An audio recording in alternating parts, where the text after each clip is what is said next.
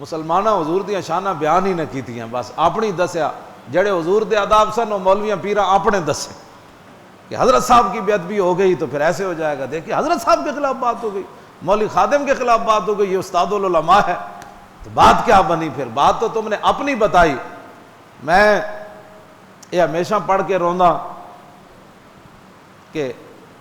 میدان خیبر جدوں زہر آلود لقمہ حضرت بشر بن معرور کھا لیا، جدوں زبان تے رکھیا تے آپ نو پتہ چل گیا سی بہت ڈاڈی زہر ہے، لیکن آپ نگل گئے، جدوں نگل گئے تے تڑپنا شروع ہو گئے۔ تسی میں کی محبت کیتی چلیا، دوسری واری انگوٹھے کوئی نہیں چمدا، صلاۃ و سلام تے دو شعر زیادہ پڑھ جان تے جمائیاں لینی شروع ہو جاندے لوگ، تسی میں کی پیار کیتا ہے؟ جدوں وہ تڑپن لگ پیا تے حضور نے فرمایا بھی تینوں سمجھ نہیں لگی کہ جدوں دے وچ زہر سی تے تو لقمہ پایا، تیری زبان نے گواہی عرض کی تھی، مینوں پتہ لگ گیا سی۔ فرمایا پھر باہر کیوں نہیں کڈھے؟ سنا ہے مسلمان ہم نے کیا ادب کیا، لیکن وہم وَإِن بَالَغُوا فَلَمْ يَبْلُغُوا مَا هُوَ حَقُّهُ، صحابہ اس حد تک بھی ادب کیتا۔ حضور نے فرمایا پھر باہر کیوں نہیں کڈھیا لقمہ؟ تو اٹھ کے جان دا تو موقع ہی کوئی نہیں سی۔ حضور نے فرمایا تو باہر کڈ دیندا، تے عرض کیتی حضور میں اس واسطے باہر نہیں کڈھیا جے میں انج کردا تے ہو سکدا آپ دی طبیعت تے بھاری گزردا، گراں گزردا تے بے ادبی رسول ہو جاندی، تے میں وہ نگل گیا، میں جان دے دیتی تواڈے سامنے، انج نہیں کیتا، انج نہیں کیتا، صحابی رسول جان دے دیتی،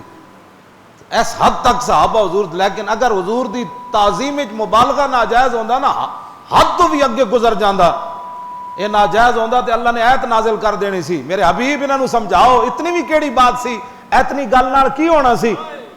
جان آج کہتے ہیں ایک انسان کی جان، میں نے کہا صحابی نے اتنی قیمتی جان دی، پوری امت مل کر اس گرد راہ کو بھی نہیں پہنچ سکتی جہاں بشر بن معرور چل کر گئے،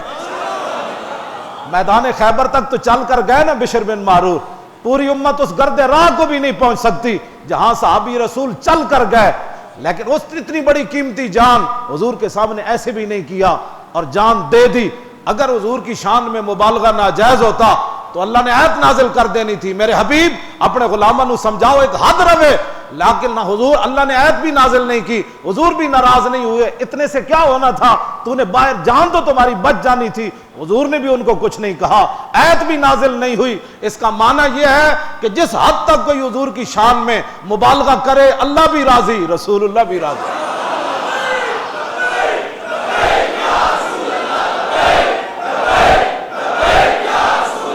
لبیک یا رسول اللہ،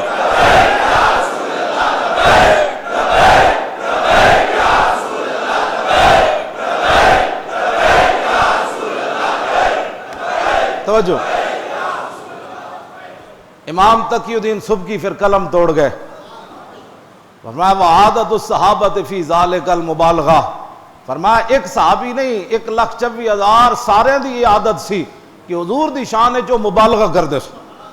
آج ہمیں 2 جھنڈیاں لگانے پر لوگ پریشان ہو جاتے ہیں، یہ نعرہ لگنے پر لوگ پریشان ہیں، اور میں نے کہا خدا کا شکر کر تیری زبان پر حضور کا نام آ گیا،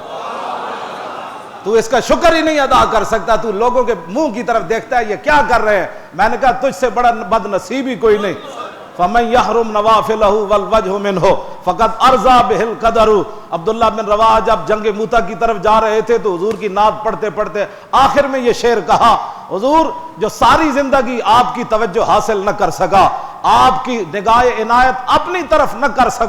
کروا سکا، حضور اس سے بڑا کائنات میں بد نصیب کون ہے؟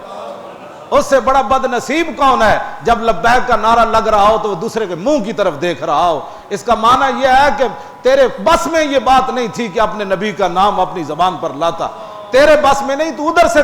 درکارا گیا ہے۔ کیا